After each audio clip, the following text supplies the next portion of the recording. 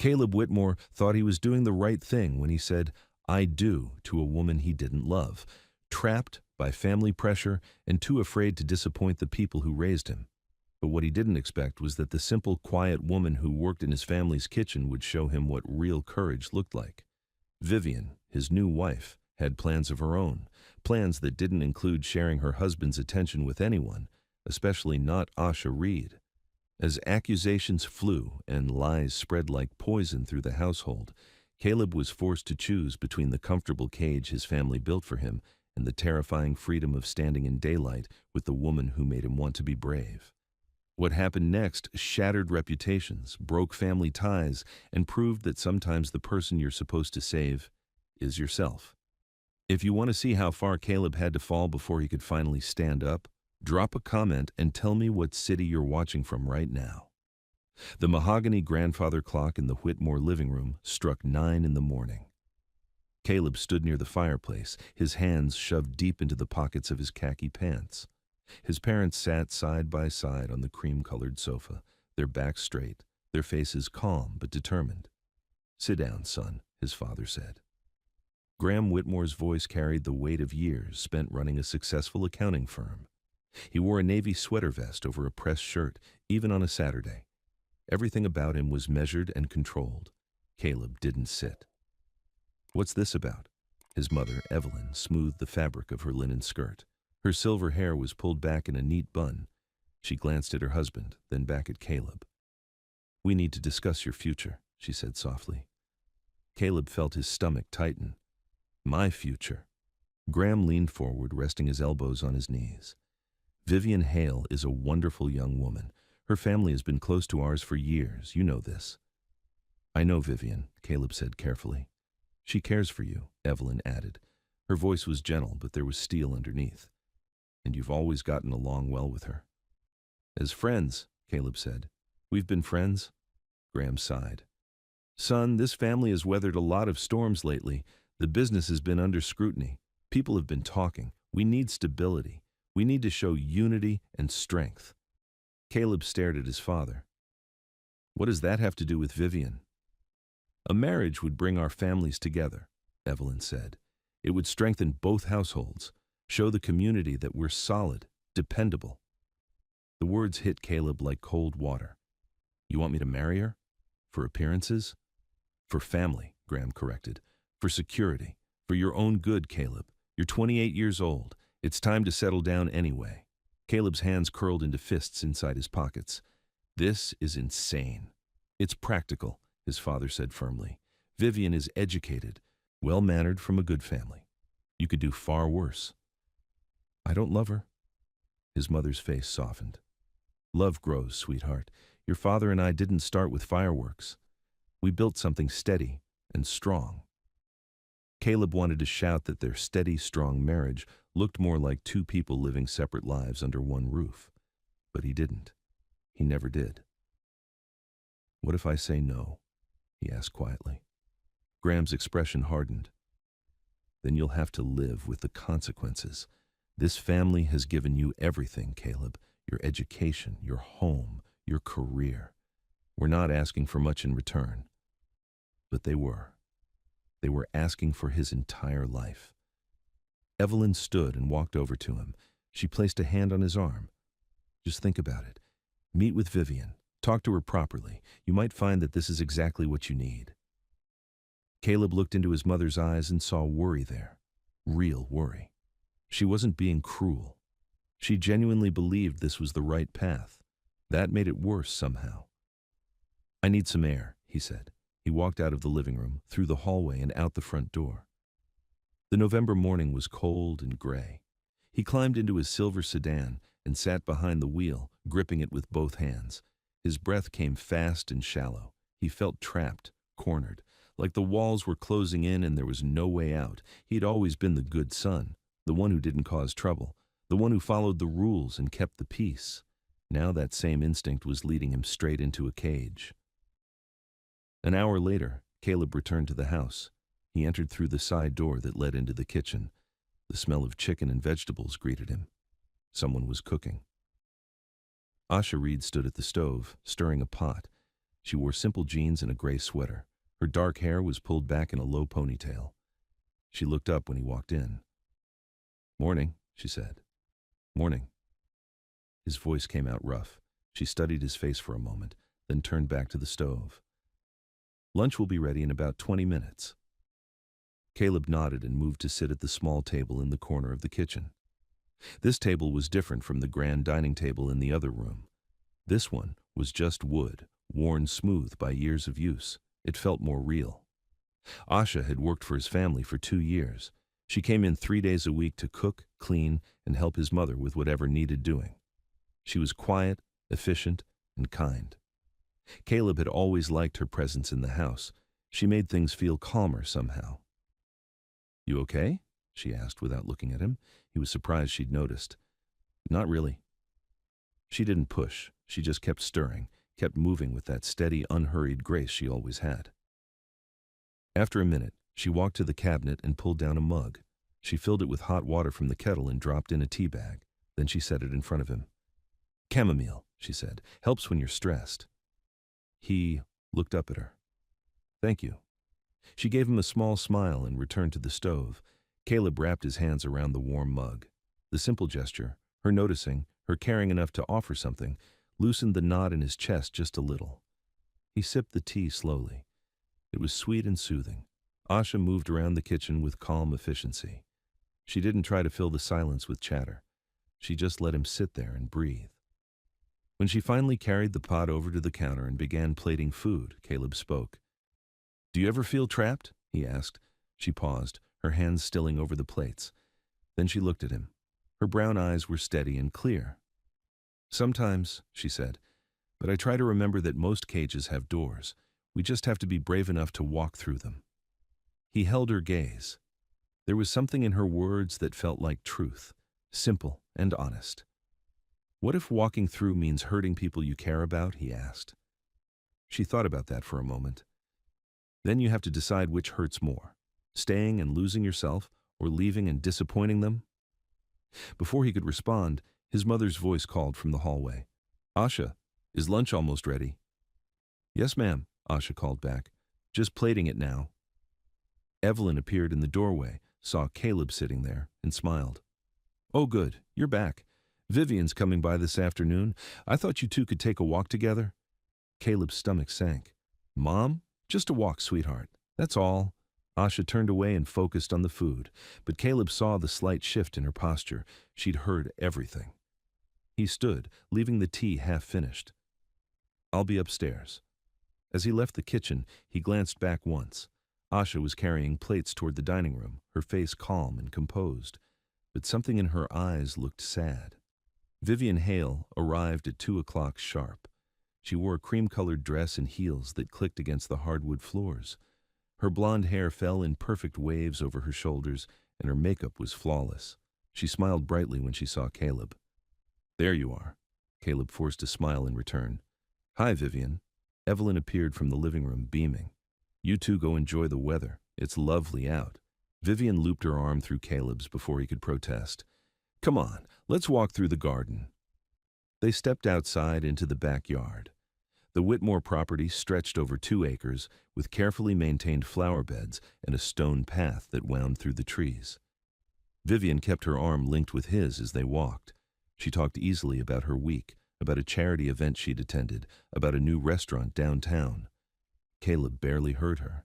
His mind was still stuck in that living room, replaying his parents' words. "Caleb?" Vivian's voice pulled him back. "Are you listening?" "Sorry," he said. "Just distracted." She stopped walking and turned to face him. Her blue eyes searched his face. "Your mother told me they talked to you this morning." He stiffened. "She did?" "About us, about the future." Vivian's voice was soft, almost tentative. "I know this probably feels sudden." "It feels insane," he said honestly. She flinched slightly but recovered quickly. "I understand, but Caleb, think about it. We've known each other forever. We get along. We come from the same world. It makes sense."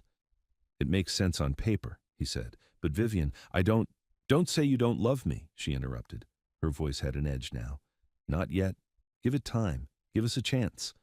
He looked at her carefully, There was something in her expression that didn't match her soft words, something hard and determined underneath. "What if I can't?" he asked quietly. Her fingers tightened on his arm. "You will. You just need to try." It wasn't a suggestion. It was a command. She smiled again, but it didn't reach her eyes. "Come on, let's go back inside. I'm sure your mother has tea ready." They walked back to the house in silence. Vivian's grip on his arm never loosened. When they entered through the back door, they passed through the kitchen. Asha was washing dishes at the sink. She glanced up briefly, her eyes meeting Caleb's for just a second. Then she looked away and kept scrubbing. Vivian didn't acknowledge her at all. That evening, Caleb sat in his room with his phone in his hand. He stared at Vivian's name in his contacts. His mother had made it clear what she expected. His father had made it clear what the family needed. And Vivian? Vivian had made it clear she wasn't going to accept no for an answer. He thought about Asha's words. Most cages have doors. We just have to be brave enough to walk through them. But he didn't feel brave. He felt exhausted and cornered and alone. He typed out a message to Vivian. "Okay, let's move forward." He hit send before he could change his mind. Then he set the phone down, leaned back against his headboard, and closed his eyes. Somewhere downstairs, he heard the faint sound of the front door closing, Asha leaving for the day.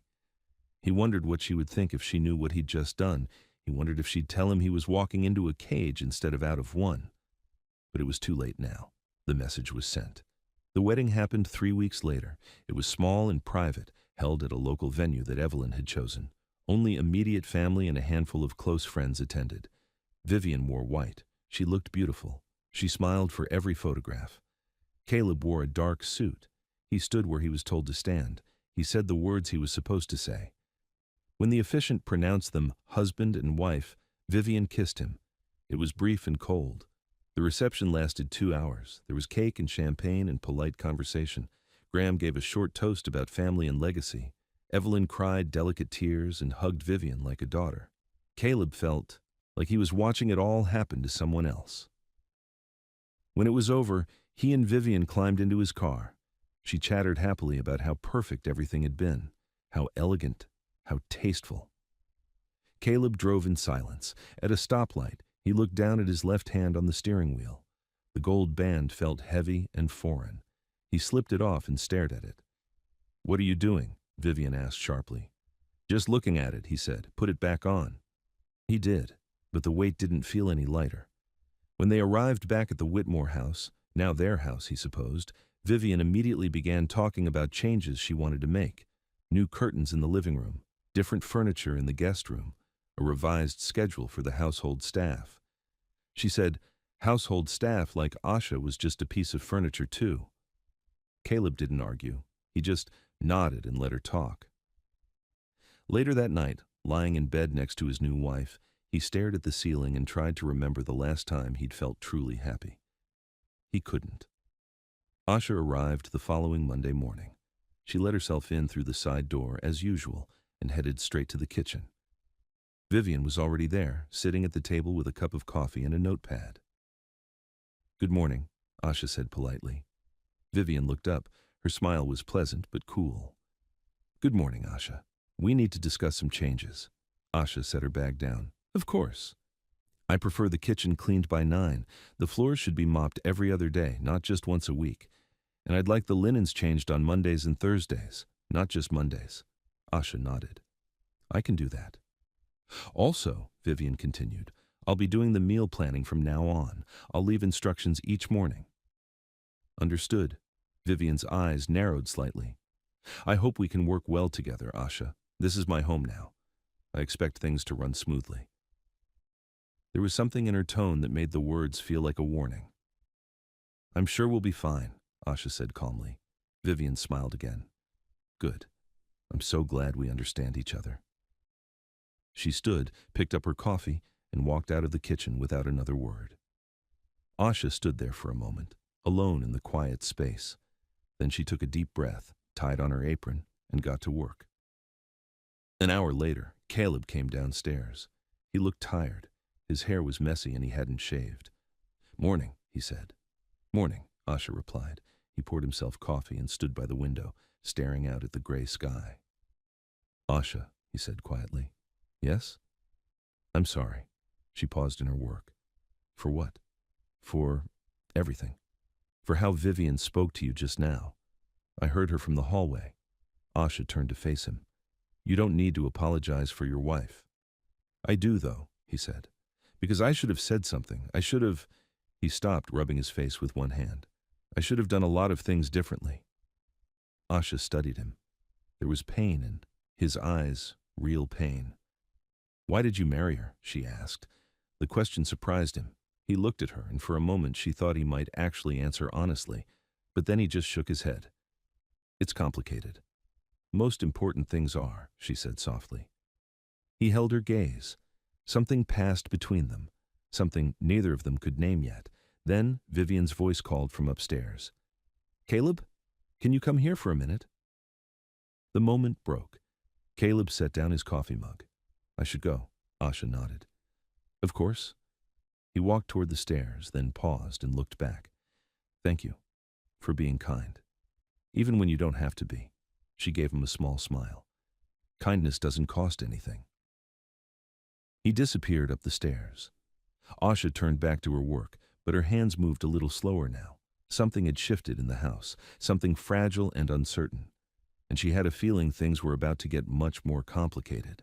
Over the next few days, Vivian settled into her role as Mrs. Whitmore with practiced ease. She redecorated rooms. She hosted a small dinner party for her friends. She made lists and schedules and plans, and slowly, carefully, she began tightening her control. It started small. Comments about Asha's cooking, suggestions that certain tasks should be done differently, corrections delivered with a smile. But underneath the polite words, there was always an edge. One afternoon, Asha was folding laundry in the upstairs hallway when Vivian appeared. Asha, she said pleasantly, can I talk to you for a moment? Of course. Vivian glanced around, then lowered her voice. I want to be clear about something. My husband is kind. Too kind sometimes. He might try to be overly friendly with you, but I need you to understand your place here. Asha's hands stilled on the towel she was folding. My place? You work for us, Vivian said. Her voice was still pleasant, but her eyes were hard. That's all. Don't misinterpret kindness for anything more. Asha felt anger rise in her chest, but she kept her voice calm. I've never misinterpreted anything, Mrs. Whitmore. Good, Vivian said. I'm glad we understand each other. She walked away, leaving Asha standing there with a half-folded towel in her hands. That night, Asha lay in her small apartment across town and stared at the ceiling. She thought about Caleb's sad eyes, about Vivian's cold warnings, about the way the house felt heavier now, like the air itself was hard to breathe. She thought about leaving. But she also thought about the way Caleb had looked when he'd apologized, the way his voice had cracked just slightly when he'd said he should have done things differently. He was trapped. She could see it as clearly as she saw her own reflection, and for some reason she didn't fully understand yet. She wanted to help him find his way out, even if it cost her something in the process. The grandfather clock struck 6 in the morning. Caleb stood in the kitchen, alone, making coffee in the dim pre-dawn light. He'd barely slept. Vivian had spent half the night on her phone, the bright screen glowing in the darkness, her fingers tapping out messages to friends. When he'd asked who she was talking to, she'd said, "No one important," without looking up. Now the house was quiet. Vivian was still asleep upstairs. The silence should have been peaceful, but it just felt empty. Asha wasn't due to arrive for another hour, but Caleb found himself wishing she was already there. Her presence made the house feel less suffocating somehow. He poured his coffee and sat at the small kitchen table. Through the window, he watched the sky slowly lighten from black to deep blue. His phone buzzed, a message from his mother. How is married life, sweetheart? Vivian settling in well. He stared at the words. What could he say? That he felt more alone now than he ever had? That his wife treated him like a project to be managed rather than a person to be loved? He typed back, everything's fine. The lie came easily. He'd been practicing his whole life. When Asha arrived at 7, she found Caleb still sitting at the table, his coffee long gone cold. You're up early, she said, setting down her bag. He looked up, startled, as if he'd forgotten where he was. Couldn't sleep. She studied his face. Dark circles under his eyes, tension in his shoulders. Want me to make you breakfast? You don't have to. I know, she said simply, but I'm going to anyway. She moved around the kitchen with quiet efficiency. Eggs, toast, fresh fruit, nothing fancy but made with care. She set the plate in front of him. Eat, she said gently. You look like you haven't had a real meal in days. He picked up his fork. Vivian doesn't really cook, and I've been too tired to bother. Asha poured herself a cup of coffee and leaned against the counter. Can I ask you something? Sure. Why do you let her talk to you like that? He looked up sharply. Like what? Like you're a child. Like you don't have your own thoughts or feelings that matter. He set down his fork. You notice that? I notice a lot of things. She took a sip of her coffee. You're a grown man, Caleb. You don't need permission to exist in your own home. He was quiet for a long moment. Then he said, It's easier to just go along. Fighting makes everything worse. Does it? Asha asked. Or does staying silent make everything worse in a different way? Before he could answer, footsteps sounded on the stairs. Vivian appeared in the doorway, wrapped in a silk robe, her hair perfect even first thing in the morning. Oh, she said, her voice bright but her eyes cold as they landed on Asha. You're here early. Same time as always, Mrs. Whitmore, Asha replied evenly. Vivian's gaze shifted to Caleb, then to the plate in front of him. You're eating? Asha made breakfast. How thoughtful. Vivian's smile didn't reach her eyes. Though I wish you'd waited. I was planning to take you out for brunch this morning. We have so much to discuss. Caleb glanced at Asha, then back at his wife. I didn't know. Well, now you do. Vivian crossed to the refrigerator and pulled out a bottle of water. We need to talk about the holidays. My parents want us to visit for Thanksgiving, and I've been thinking about the living room. That furniture is so dated. She kept talking, making plans, issuing instructions. Caleb just nodded along. Asha quietly began cleaning up the kitchen. She felt Vivian's eyes on her back, assessing, judging. Asha, Vivian said suddenly, when you're done with that, could you steam my blue dress? I need it for this afternoon. Of course. And make sure you use the proper setting. Last time it came back with wrinkles. Asha paused. Last time was the first time I steamed anything for you. And there weren't any wrinkles. The air in the kitchen went cold. Vivian's smile turned sharp. Are you contradicting me? I'm just stating a fact. Well, here's another fact, Vivian said, her voice still pleasant but laced with steel. I pay your salary. I think I know whether my dress had wrinkles or not. Asha turned to face her fully. Actually, Mr. and Mrs. Whitmore Sr. pay my salary. I work for the household, not for you specifically. Vivian's face flushed. How dare you? Vivian, Caleb said quietly. Both women looked at him. He stood up, pushing back his chair. Asha's right. She works for the household, and she's been doing an excellent job for 2 years. Vivian stared at him like he'd grown a second head. Excuse me? I'm just saying we should appreciate the work she does, that's all. It was a small thing, a tiny pushback, but Vivian's eyes narrowed. I see, she said slowly. Well, how nice that you're so concerned with the staff's feelings. The word staff came out like an insult. Caleb held her gaze. I'm concerned with treating people decently. How noble of you. Vivian set down her water bottle with a sharp click. I'll be upstairs, getting ready, alone, since apparently I can't even have breakfast with my husband without interruption. She swept out of the kitchen, her robe billowing behind her. The silence she left behind felt heavy. Asha let out a slow breath. You didn't have to do that. Yes, I did, Caleb said. He looked at her, really looked at her. I should have done it sooner. She's going to make this harder for you now. Probably. He managed a small, tired smile. But you were right. I'm tired of staying silent. Asha held his gaze. Something passed between them again, that same strange current of understanding. Thank you, she said softly. He nodded. Then he went upstairs to face whatever storm was waiting. The storm came that evening. Caleb had spent the day at work, trying to focus on spreadsheets and client calls. When he returned home, the house was quiet. Too quiet. He found Vivian in the living room, sitting on the newly reupholstered sofa she'd ordered without asking him. She was flipping through a magazine, her face composed. "Hey," he said. "Hello?" She didn't look up. "Listen, about this morning. I don't want to talk about this morning." She turned a page. "I want to talk about boundaries." Caleb sat down in the chair across from her. "Okay. I think we need to be clear about your relationship with the help." "Her name is Asha." Vivian's jaw tightened. "Fine. Asha, you were inappropriate with her this morning. I defended her when you were being unfair. I was not being unfair. I was managing my household." "It's not just your household," Caleb said. "It's mine too, and my parents.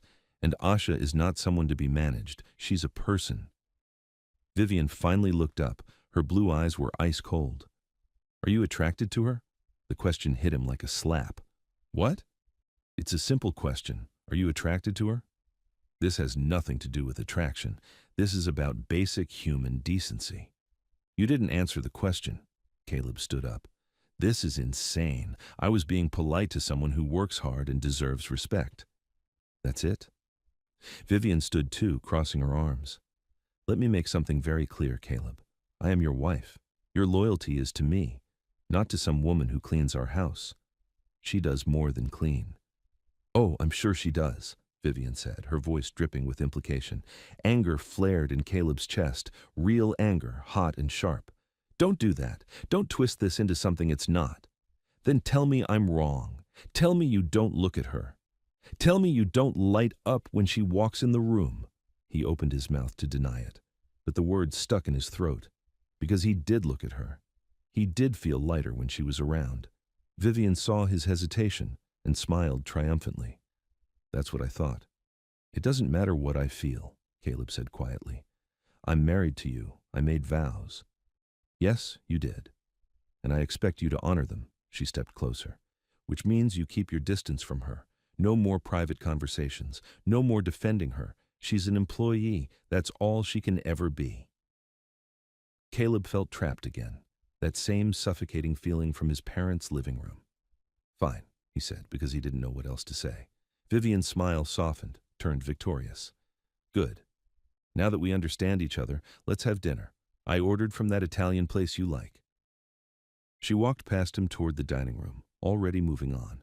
Caleb stood there, his hands clenched into fists, wondering how his life had become so small. The next afternoon, Asha was folding laundry in the guest room when Caleb found her. "Hey," he said from the doorway. She looked up. "Hi. Can we talk for a minute?" She set down the towel she was folding. "Of course." He stepped into the room but left the door open. "I wanted to explain about yesterday, and to apologize." "You don't need to apologize." "I do, though, because Vivian's right about one thing. I need to be more careful." Asha's expression didn't change. "Careful about what?" "About boundaries, about how things look." He ran a hand through his hair. "This marriage isn't what I wanted, but I made a commitment, and I need to honor that." "I understand," Asha said quietly. "Do you?" He looked at her, and something in his eyes made her heart ache, "because I'm not sure I do anymore." "Caleb, I need to tell you something," he interrupted, "and I need you to understand why I can't act on it." Her breath caught. "Maybe you shouldn't. My parents pressured me into this marriage. They said it would stabilize the family, protect our reputation. I didn't want to, but I've spent my whole life trying to be the good son, the one who doesn't cause problems." He laughed bitterly. "And look where it got me." Asha stood very still. "Why are you telling me this?" "Because I don't want you to think I'm just a coward. I want you to know that this," he gestured around the house, "this isn't what I chose. Not really." "But you did choose it," she said gently. "When it mattered, you said yes." The words hurt, but they were true. "I know," he said, "and I have to live with that choice, which means we can't." "I know," she said, cutting him off before he could finish. "You don't have to say it." They stood there, 3 feet apart, an impossible distance between them. "I need to tell you something too," Asha said finally, "about why I'm careful, why I keep my distance."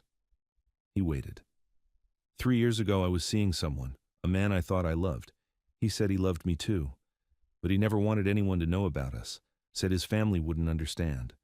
Said we needed to wait for the right time. She looked down at her hands. I believed him. For 2 whole years I believed him.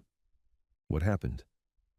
I found out he was engaged to someone else, someone his family approved of. I was just a secret. A mistake he kept hidden in the shadows. Caleb's face paled. Asha, I swore I'd never let that happen again. Never let someone treat me like I was something to be ashamed of. She met his eyes. So I understand what you're saying. About boundaries. About being careful. But I need you to understand something too. What? I won't be anyone's secret. Not again, no matter how I feel. Her voice was steady, but her eyes held old pain. If you can't stand in daylight with me, then there's nothing here at all. The words hung in the air between them. I would never, Caleb started. You already are, she said softly. You're apologizing for defending me. You're careful about being seen talking to me. You're trapped in a marriage you didn't want because you couldn't say no to your family. She took a breath. I'm not judging you, but I've been here before, and I can't do it again. What are you saying? I'm saying that I need to protect myself. So whatever this is, she gestured between them, whatever you're feeling, whatever I'm feeling, it can't go anywhere. Not while you're married, not while you're still too afraid to choose your own life. He looked like she'd struck him, but he didn't argue, because she was right. I should go, Asha said. She picked up her basket of folded laundry. I have work to finish. She walked past him, leaving him standing alone in the guest room. Caleb stood there for a long time, staring at nothing. She was right. About all of it. He was still a coward, still choosing comfort over courage, still letting other people write his story, and the worst part was, he didn't know how to change. That night, Caleb couldn't sleep. He lay in bed next to Vivian, listening to her soft breathing, and felt more alone than ever. Around midnight, he got up and went downstairs. He poured himself a glass of water and stood by the kitchen window. The moon was bright. It cast silver light across the backyard, making everything look strange and beautiful. He thought about Asha's words, about standing in daylight, about not being someone's secret. He thought about his parents, about their expectations and their fear of scandal. He thought about Vivian, about her cold smiles and her need for control. And he thought about himself, about the man he'd become, the man who said yes when he meant no, who stayed silent when he should speak, who let fear make all his choices. He was so tired of being that man. But he didn't know how to be anyone else. His phone buzzed, a text from his mother. Don't forget Sunday dinner this week. Vivian mentioned she wants to discuss the holidays. Love you. Caleb stared at the message. Even now, even after everything, his mother's approval mattered. Her disappointment still had the power to hurt him. He set the phone down and pressed his palms against the cool countertop. Somewhere across town, Asha was probably sleeping in her small apartment, alone, safe from the mess he'd made of his life. He hoped she was sleeping well. Hoped she wasn't lying awake thinking about him the way he was thinking about her, because if she was, then he was hurting her too. And that was the one thing he couldn't bear. He went back upstairs, climbed into bed beside his wife, closed his eyes, but sleep didn't come. The next morning was Saturday. Vivian announced at breakfast that she was having lunch with friends and wouldn't be back until evening. You'll be fine on your own, won't you? She asked. I'll manage, Caleb said. She kissed him on the cheek, a performative gesture that meant nothing, and left in a cloud of expensive perfume. Caleb sat alone in the quiet house. Asha didn't work on weekends. His parents were busy. He had nowhere to be and nothing to do. He walked through the rooms, noticing all the changes Vivian had made. New curtains, new pictures on the walls. His mother's favorite. Lamp had been replaced with something modern and sleek. The house looked more stylish now, but it felt less like a home. In the study, he found a photo album his mother kept on the shelf. He flipped through pictures of himself as a child, birthday parties, school events, family vacations. In every photo, he was smiling. But looking at them now, he wondered if he'd been happy or just obedient. His phone rang. His father's name appeared on the screen. Hey, Dad. Caleb, just calling to check in. How are things? Fine. Good, good. Your mother and Vivian have been talking about Thanksgiving. Sounds like you'll be going to the Hales place? That's the plan. Excellent. Her family is good people. A pause. You settling in okay? Marriage treating you well? Caleb looked around the empty house. It's an adjustment. Of course it is. But you made the right choice, son.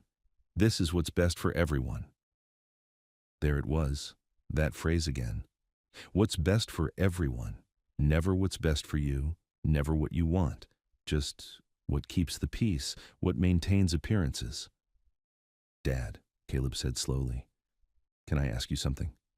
Of course. Are you happy? Silence on the other end of the line. What kind of question is that? Graham finally asked. A simple one. Are you happy with your life? With Mom? With the choices you made? More silence. Happiness is overrated, son. Stability matters more. Responsibility, duty. But are you happy? His father sighed. I'm content. That's enough. Is it? Caleb, what's this really about? He almost said it. Almost told his father everything. About feeling trapped. About the mistake he'd made. About the woman who made him feel more alive in 5 minutes than his wife did in weeks. But he didn't. Because his father wouldn't understand, wouldn't want to hear it, would only tell him to push through, be strong, honor his commitments. Nothing, Caleb said. Just thinking out loud. Well, stop thinking so much. You'll make yourself miserable. His father's voice softened slightly. You did good, son. You stepped up when your family needed you. That takes character. After they hung up, Caleb sat in the study for a long time. Character. That's what his father called it. But it felt more like surrender. He pulled out his phone and started typing a message to Asha. Then stopped. Deleted it. Started again. Finally, he just wrote, Thank you for being honest with me yesterday. You were right about everything. He stared at the message for 5 minutes before hitting send. 3 dots appeared immediately. Then disappeared. Then appeared again. Finally, her response came, I hope you find your door, Caleb, the one that leads out. He read those words over and over until his phone screen went dark. Then he sat in the empty house and wondered if he'd ever be brave enough to walk through it. Monday morning came cold and gray. Asha let herself into the Whitmore house at 7 o'clock, as always. She set down her bag and started the coffee maker. She hadn't slept well all weekend. Caleb's text message kept running through her mind. Thank you for being honest with me yesterday. You were right about everything. She'd wanted to say more, wanted to tell him that she saw his struggle, that she understood how hard it was to break free from a lifetime of pleasing others. But that would have been crossing a line she'd promised herself she wouldn't cross. So she'd kept her response simple, honest, but distant. The coffee maker gurgled and hissed. Asha pulled down mugs from the cabinet, moving through the familiar routine. This kitchen felt more like home to her than her own small apartment sometimes. She knew where everything belonged, knew the morning light would hit the window at exactly 7:15, knew the sound of footsteps on the stairs meant someone was coming down. But this morning, the footsteps were lighter than usual, quicker. Vivian appeared in the doorway, already dressed in workout clothes, her hair pulled back in a high ponytail. Good morning, Asha said. Vivian didn't respond right away. She crossed to the refrigerator and pulled out a green juice she'd bought from some expensive health store. I need to talk to you, Vivian said finally. Asha turned to face her. All right? Vivian took a sip of her juice, then set it down on the counter. I've been thinking about the household arrangements, and I've decided to make some changes. What kind of changes? I think it would be better if you came on different days, when Caleb is at work. Vivian's voice was casual, but her eyes were sharp. That way there's less disruption to our schedule. Asha understood immediately what this was really about. Mrs. Whitmore Sr. arranged my schedule 2 years ago. If you want to change it, you should talk to her. I'm talking to you, Vivian said. Her voice had an edge now. I'm the lady of the house. What I say goes. With respect, this is still Mrs. Whitmore Sr.'s house. She hired me. She sets my schedule. Vivian's face flushed. I'm getting really tired of your attitude. I don't have an attitude. I'm just being clear about how things work. How things worked, Vivian corrected. Things are different now. I'm different from Caleb's mother. I don't let people walk all over me. Asha kept her voice calm. No one is walking over anyone. I'm just doing my job. Your job is whatever I say it is. They stared at each other. The air between them crackled with tension. Then Caleb's voice came from the hallway. What's going on? Both women turned. He stood in the doorway, dressed for work, his tie not yet knotted. Nothing, Vivian said quickly, her voice suddenly bright.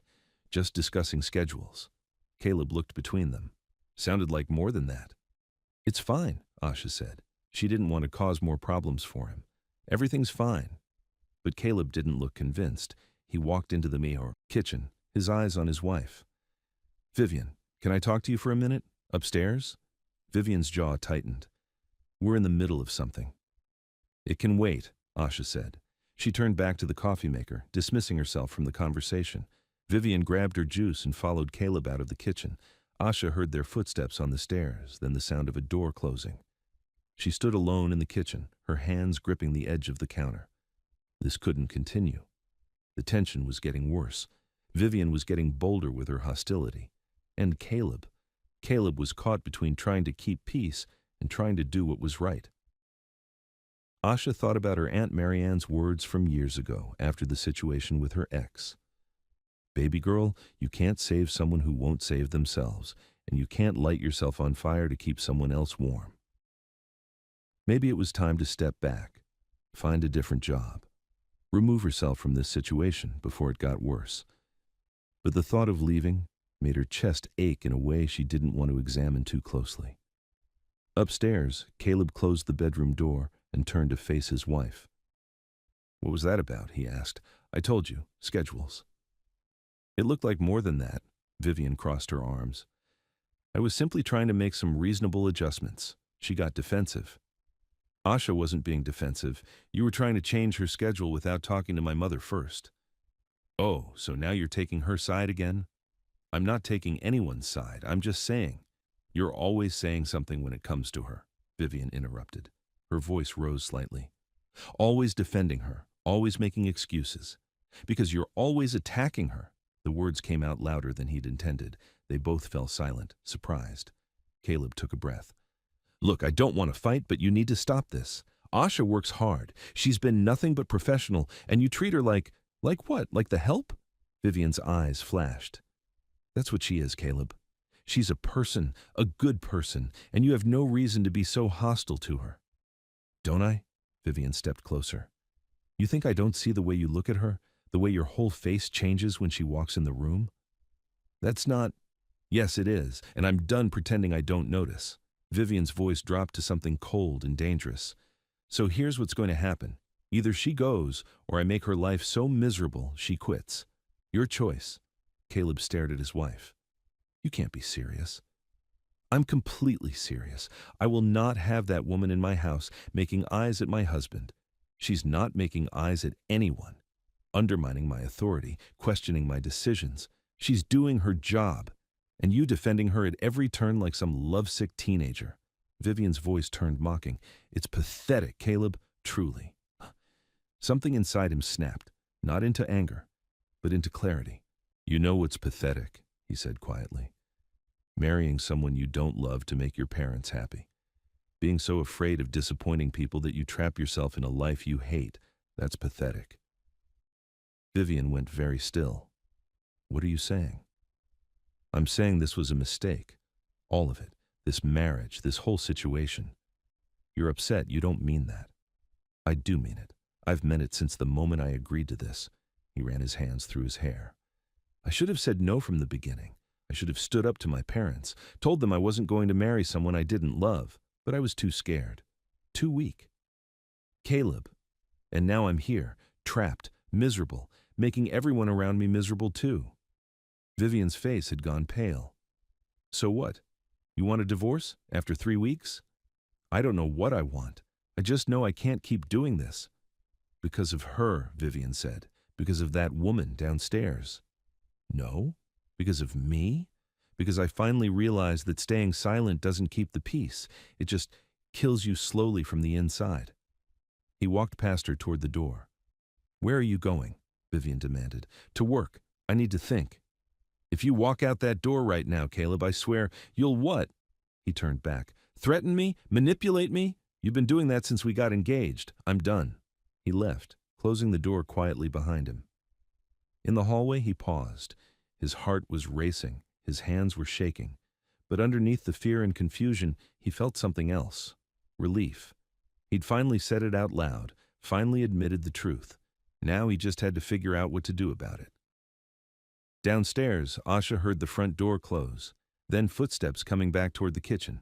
Vivian appeared, her face tight with fury. You, she said, this is your fault. Asha set down the dish towel she'd been holding. I don't know what you mean. Don't play innocent with me. You've been working your way into his head since the day I got here, probably before that, playing the sweet, humble victim, making him feel like some kind of hero for defending you. That's not what's happening. Isn't it? Vivian stepped closer. You think I don't see what you're doing? You think I'm stupid? I think you're unhappy, Asha said calmly, and you're looking for someone to blame. I'm unhappy because my husband is in love with the maid. The words hung in the air. Asha's heart stuttered. He's not... Oh, please, even you're not that naive. Vivian's laugh was bitter. I see the way he looks at you, the way you look at him, this whole tragic romance you two have going on. Nothing has happened between us, nothing inappropriate. Yet, Vivian said, but it will. The moment I'm out of the picture, you'll swoop right in, take everything I should have had. Asha took a breath. I don't want to take anything from you, but I can't control how Caleb feels, and neither can you. Watch me. What are you going to do? Force him to stay with you?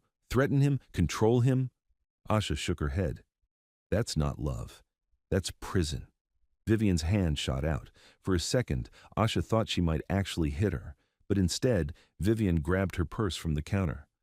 I want you out of this house, she said, her voice shaking with rage. Today, now, pack your things and leave. You can't fire me. I just did. Mrs. Whitmore Sr. hired me. Only she can let me go. Then I'll call her right now and tell her that I caught you making advances toward my husband. See how long you last after that. Asha felt cold spread through her chest. You'd lie? I'd do whatever it takes to protect my marriage.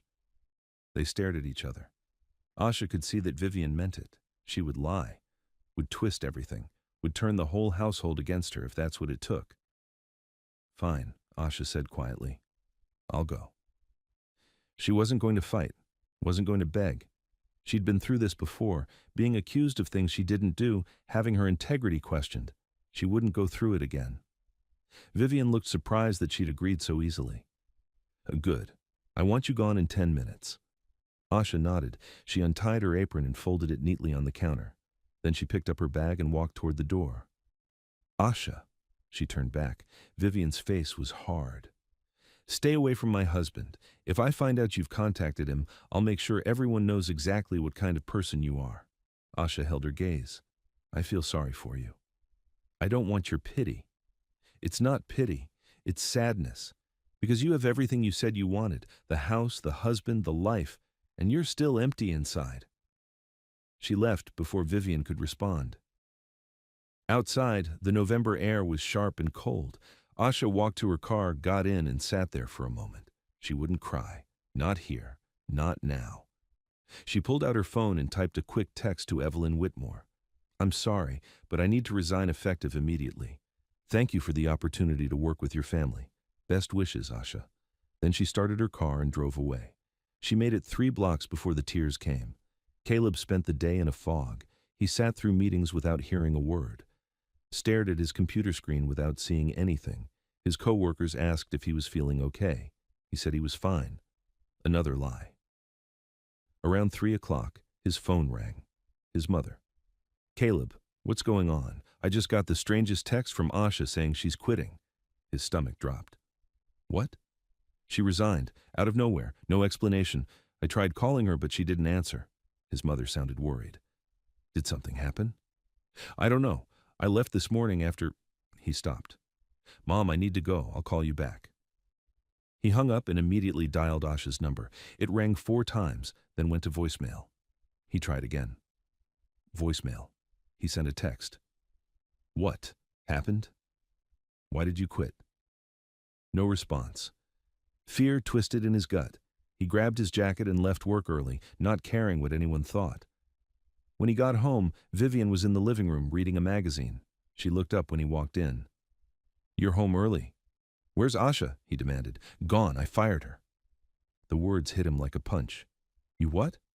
She was inappropriate, disrespectful. I gave her a choice. Leave quietly or I'd call your mother and explain exactly why she needed to go. Caleb felt rage build in his chest. What did you tell her? The truth, that she was making advances toward you, that she was trying to come between us. That's a lie. Is it? Vivian set down her magazine. Can you honestly say nothing has been happening between you two? Nothing has happened. We've barely even talked. But you wanted to. You wanted more. She stood up. I'm not blind, Caleb, and I'm not weak like you are. I protect what's mine. I'm not yours. I was never yours. You married me. You made vows. Under pressure. Because everyone told me it was the right thing to do. His voice rose. But it wasn't right. It was a mistake. And you know it. Vivian's face crumpled for just a second. Underneath the anger, he saw real hurt, real fear. I love you, she said, and for the first time, her voice sounded genuine. I know you don't love me back. Not yet. But I thought if we had time, if we built a life together, you might. Vivian, I just needed that woman out of the way, so you could see me, really see me. Caleb felt his anger drain away, replaced by sadness. I do see you, and you deserve someone who loves you, really loves you, but that person isn't me. It could be, if you'd just try. I have been trying, and it's killing me. Vivian wrapped her arms around herself. So what now? Now I talk to my parents, and then I talk to a lawyer. He took a breath. This marriage is over, Vivian. It should never have started in the first place. She didn't cry, didn't beg. She just stood there looking smaller than he'd ever seen her. You're going to go after her, aren't you? She asked. I'm going to apologize to her for letting this happen, for not protecting her. And then? I don't know. That's up to her. Vivian nodded slowly. You know this is going to cause a scandal. Your parents are going to be furious. My parents, too. Everyone will talk. Let them talk. You're not that brave. He looked at her. Maybe I wasn't, but I'm learning. He walked upstairs to pack some things. He'd stay somewhere else tonight, figure out the next steps tomorrow. But first he needed to find Asha. He needed to tell her he was sorry and that he was finally ready to stop hiding in the shadows. Asha sat in her apartment, staring at her phone. 3 missed calls from Caleb, 4 text messages. She didn't respond to any of them. What could she say? That it hurt? That she'd known this would happen but hoped it wouldn't? That she was tired of being the woman that men kept hidden, kept secret, kept at arm's length? Her Aunt Marianne had called an hour ago. Asha had told her everything about Caleb, about Vivian, about being forced to leave. Come stay with me for a few days, Marianne had said. You need time to think. I'll be okay here. Baby girl, you're not okay. I can hear it in your voice. And she wasn't. She was exhausted, heartsore, tired of feeling like she was never quite enough for anyone to choose openly. A knock at her door startled her. She looked through the peephole. Caleb stood in the hallway, still in his work clothes, looking lost. She closed her eyes. She should ignore him. Should let him stand there and eventually leave. But she opened the door anyway. Hi, he said. Hi. Can I come in? She stepped aside. He walked into her small apartment, looking around at the simple furniture, the books stacked on shelves, the plants in the windows. Vivian told me what happened, he said. I'm so sorry. It's not your fault. It is, though. All of this is my fault. I never should have married her. I should have stood up to my parents. Should have been honest from the start. Asha sat down on her couch. Why are you here, Caleb? Because I'm done hiding. I'm done being afraid. He sat down across from her. I told Vivian I want a divorce. I'm moving out tonight, and I'm going to tell my parents the truth, that I can't live their life anymore. I have to live mine. Her heart skipped. That's a big decision. It's the right decision. I should have made it weeks ago. He leaned forward. Asha, I know I have no right to ask anything of you. I know I've been weak and cowardly. But I need you to know something. What? You were right, about all of it, about standing in daylight, about not being someone's secret, and I'm ready now to do that, to be the person who chooses courage instead of comfort. Caleb, I'm not asking you to forgive me right away, or to give me a chance. I'm just asking you to let me prove it. Let me show you that I can be the man you deserve. Asha looked at him, saw the honesty in his eyes, the determination, but she also saw the wreckage of a life he'd built on lies and fear, the mess he still needed to clean up. I can't be your reason for leaving her, she said quietly. You have to do this for yourself, because it's right, not because you hope it'll lead to something with me. I know, and even then, I need time. I need to see that you mean it, that you're not just running from one thing toward another. I understand, she took a breath. My aunt told me something once. She said you can't save someone who won't save themselves, and you can't light yourself on fire to keep someone else warm. I don't want you to save me, Caleb said. I want to save myself. Finally, he stood up. But I wanted you to know that you mattered, that knowing you changed something in me, made me want to be braver. He walked toward the door, then turned back. If you decide after everything that you want to give me a chance, a real chance, in daylight, with no secrets, you know where to find me. Then he left. Asha sat alone in her quiet apartment as the sun set outside her window. And for the first time in a long time, she let herself hope. 3 days later, Caleb stood in his parents' living room, the same room where this had all started, the same cream-colored sofa, the same grandfather clock ticking in the corner. But everything felt different now. His father sat with his arms crossed, his mother twisted a handkerchief in her hands. Both of them looked at him like he was a stranger. A divorce, Graham said, after 3 weeks. Yes, Caleb said. He stood near the fireplace, his hands steady at his sides. It was a mistake. I never should have married her. We discussed this, his father said, his voice tight with frustration. You agreed. You understood what was needed. I agreed because I was afraid to disappoint you, but I should have been more afraid of disappointing myself. Evelyn dabbed at her eyes. Do you have any idea what this will do to our reputation, to the family? I do, Caleb said, and I'm sorry for that. But I can't stay in a marriage that's slowly destroying me. Destroying you? Graham stood up. That's dramatic, even for you. Is it? Because I wake up every morning feeling like I can't breathe. I go to bed every night next to someone I don't love and who doesn't really love me. That's not living, Dad. That's just existing. Sometimes that's what being an adult means, Graham said, making hard choices, putting the family first. I've put the family first my whole life, Caleb said. His voice was calm but firm. I chose the college you wanted, the career you suggested, the life you planned out for me. But this, marriage, that's where I have to draw the line. His mother stood up. What about Vivian? You made vows to her. Vows I never should have made. And staying with her out of guilt isn't fair to either of us. She deserves someone who actually wants to be with her. This is about that woman, isn't it? Graham said. The one who worked here. Evelyn told me she quit suddenly. Caleb's jaw tightened. Asha has nothing to do with this decision. I find that hard to believe. Believe what you want, but I'm ending my marriage because it's the right thing to do, not because of anyone else. His father shook his head. You're making a huge mistake. Maybe, but it's my mistake to make. My life to live. Caleb looked between his parents. I love you both, but I can't be the son you want me to be anymore. I have to figure out who I actually am. Evelyn walked over to him. Her eyes were red. You've always been such a good boy, so careful, so kind. What happened? I woke up, Caleb said softly. I realized that being careful and being happy aren't the same thing. She touched his cheek. I just wanted what was best for you. I know, but you wanted what felt safe. And sometimes the safe choice isn't the right one. Graham turned away, facing the window. His shoulders were stiff with anger, or disappointment, or maybe both.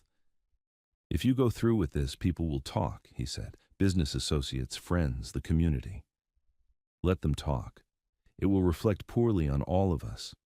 Then I'm sorry, But I can't live my life worried about what strangers think. His father didn't turn around. I'm very disappointed in you, Caleb. The words hurt. Even now, even after everything, his father's disappointment still had power.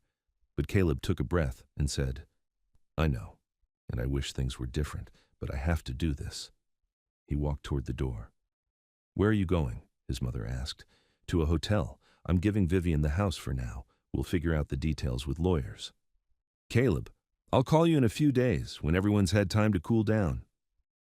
He left before either of them could say anything else. Outside, the November air was cold and clean. He got in his car and sat there for a moment, his hands on the steering wheel. He'd done it. He'd told them the truth, stood up for himself. And the world hadn't ended. It hurt. His father's disappointment sat heavy in his chest. His mother's tears would haunt him. But underneath the guilt and sadness, he felt something else. Freedom.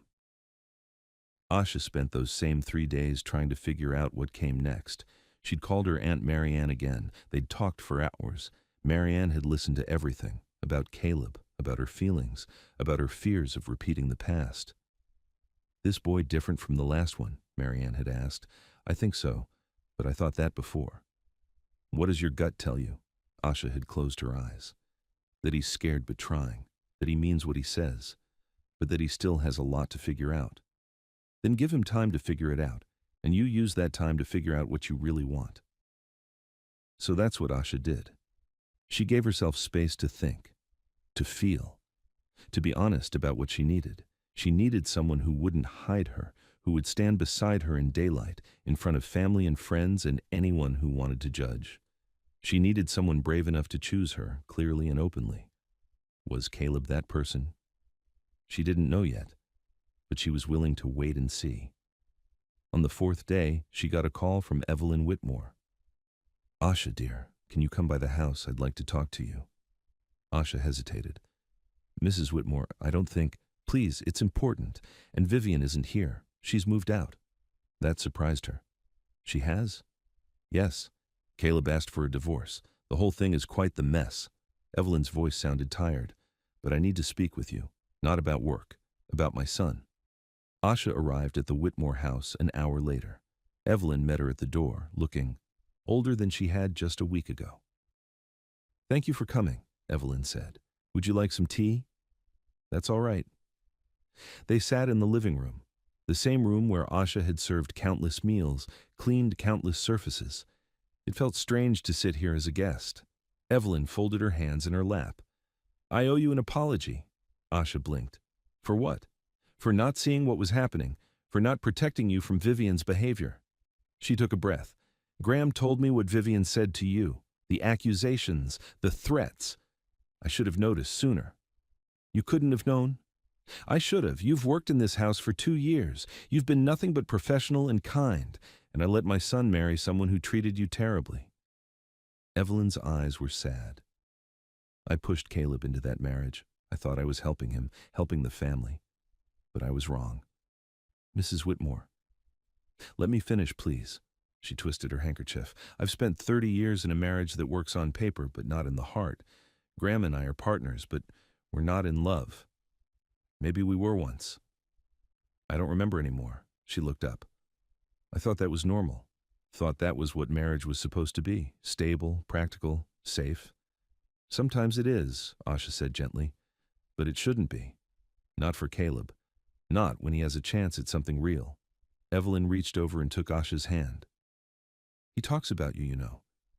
When he came to tell us about the divorce, your name never came up, but the way his whole face changed when he said he'd finally woken up, I knew. A mother knows. Asha's throat tightened. Nothing happened between us, nothing inappropriate. I know that too. But something could happen, something good and real and honest. She squeezed Asha's hand. If you'll give him a chance. I don't know if I can.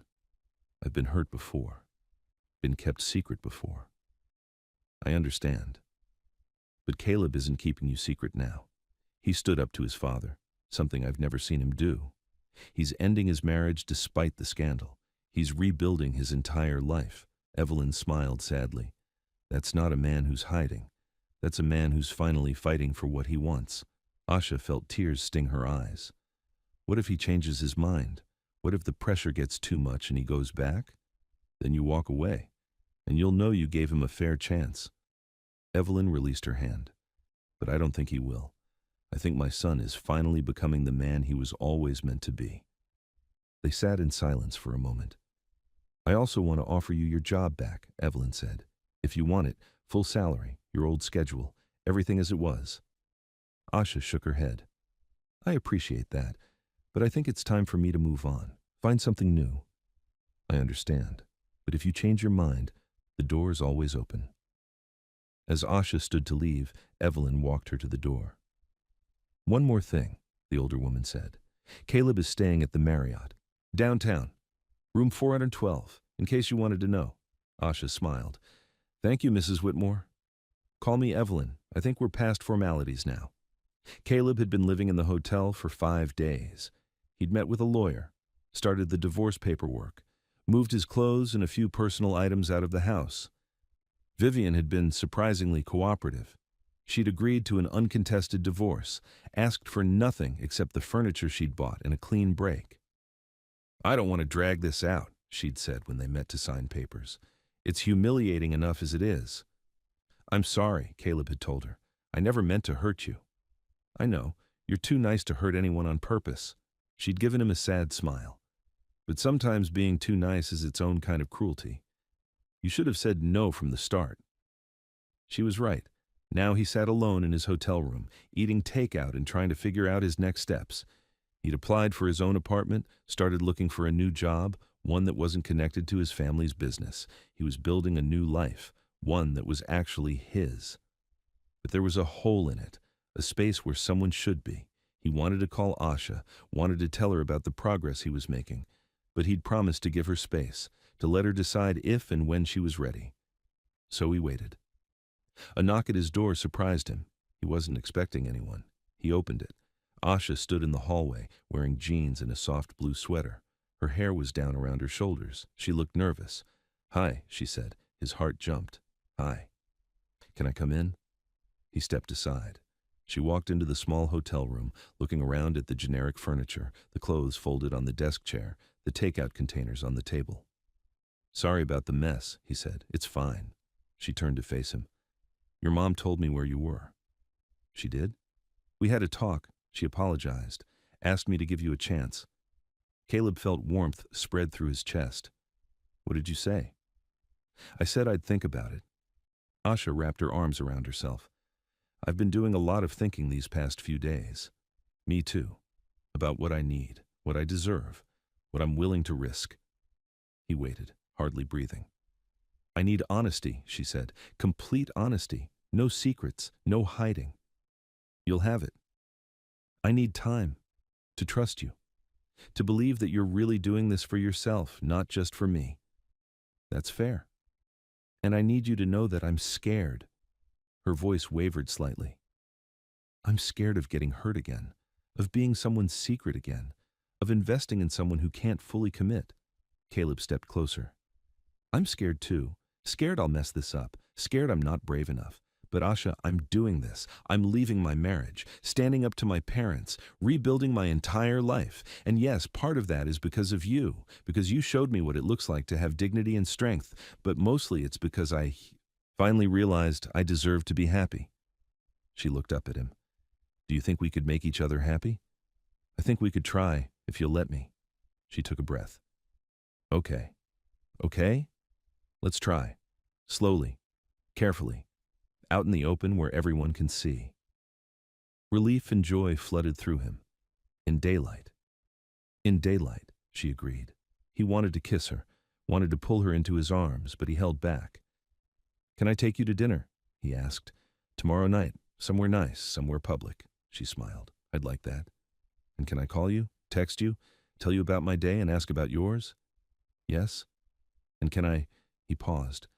Can I hold your hand, right now? She held out her hand. He took it, threading his fingers through hers. Her skin was warm. Her grip was strong. This feels right, he said quietly. It does, she agreed.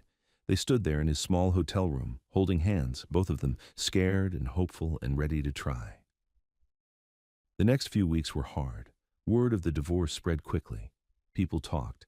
Caleb's father stopped speaking to him for a while. Some of his parents' friends gave him cold looks at the grocery store, but Caleb kept moving forward. He found a new apartment, a small one-bedroom with good light and space for plants. He started his new job at a different firm, one where he was just another accountant, not the boss's son. And he dated Asha. They went slowly, like they'd promised. Dinners in public restaurants, walks in the park, coffee on Saturday mornings. He met her Aunt Marianne, who sized him up with sharp eyes and asked hard questions. "You gonna hurt my girl?" "Not if I can help it," he'd said. "That's not good enough." "You're right. I'm not going to hurt her. I'm going to choose her every day, as clearly and openly as I know how." Marianne had studied him for a long moment, then nodded. "All right, then." Asha met his mother for lunch. It was awkward at first, but Evelyn was trying, really trying. "I'm sorry for everything that happened," Evelyn had said. "I hope we can start fresh." "I'd like that," Asha had replied. His father was harder. Graham remained distant, disappointed. But Caleb had made peace with that. Maybe his father would come around eventually. Maybe he wouldn't. Either way, Caleb couldn't live his life waiting for approval that might never come. One evening, about 6 weeks after that night in the hotel, Caleb and Asha sat on a bench near the river. The December air was cold, but the sun was setting in brilliant oranges and pinks. "The divorce is final next week," Caleb said. "How do you feel about that?" "Relieved, sad for Vivian, but mostly just ready to move on." Asha leaned her head on his shoulder. "I'm proud of you. For doing the hard thing." "I'm proud of me too," he said. "That's new," she laughed. "Good. You should be." They sat in comfortable silence, watching the sun sink lower. "Asha," Caleb said after a while. "Yeah? I love you." She lifted her head to look at him. "You do?" "I do. I have for a while. But I wanted to wait until things were more settled to tell you, until I could say it clearly, in daylight, with no shadows." Her eyes filled with tears. "I love you too." He kissed her then, soft and gentle and full of promise. When they pulled apart, she smiled. "This is going to be hard sometimes. People are still going to talk. Your family is still working through it all. We're still figuring each other out." "I know. But I think we can do it. If we're honest with each other, if we keep choosing each other." "Every day," Caleb promised, "in daylight where everyone can see." She kissed him again. "That's all I've ever wanted." Spring came slowly. Caleb's apartment filled with plants that Asha helped him pick out. They cooked dinner together on weeknights, spent weekends exploring the city, built a life that was ordinary and beautiful, and theirs. His mother started joining them for Sunday brunch. His father eventually came too, though he was still quiet and reserved. But he was there. That was progress. Vivian remarried 8 months later. Caleb heard through mutual friends that she seemed happy. He hoped she was. He genuinely wished her well. 1 year after that night in the hotel, Caleb and Asha stood in the same park where they'd first said, "I love you." But this time, he was on one knee. "I know we said we'd take things slow," he said, holding a simple ring. "And we have. But Asha Reed, you are the bravest, kindest, strongest person I've ever met. You taught me how to stand in daylight, how to choose courage over comfort, and I want to spend the rest of my life choosing you, clearly and openly, every single day." She was crying. "Yes. Yes, of course, yes." He stood and kissed her. Around them, strangers clapped and cheered. They were in daylight, in public, with no secrets, exactly as it should be. The wedding was small, intimate, nothing like Caleb's first one. Evelyn cried happy tears. Graham shook Caleb's hand and said, "I'm glad you found your way, son." Marianne gave a toast about love that's worth fighting for.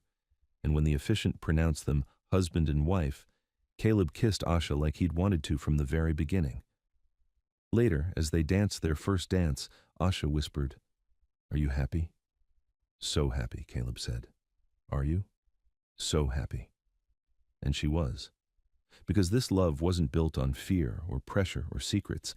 It was built on courage, on honesty, on two people who chose each other clearly, in daylight, where everyone could see. That's what real love looked like. And it was worth every hard moment it took to find it. 5 years later, Caleb stood in the kitchen of their house, the one they'd bought together, chosen together, making coffee. Through the window he could see Asha in the backyard, showing their daughter how to plant tomatoes. Their daughter. 3 years old, with her mother's eyes and her father's. Smile. Evelyn came over every Tuesday to babysit. Graham had softened with age and grandparenthood.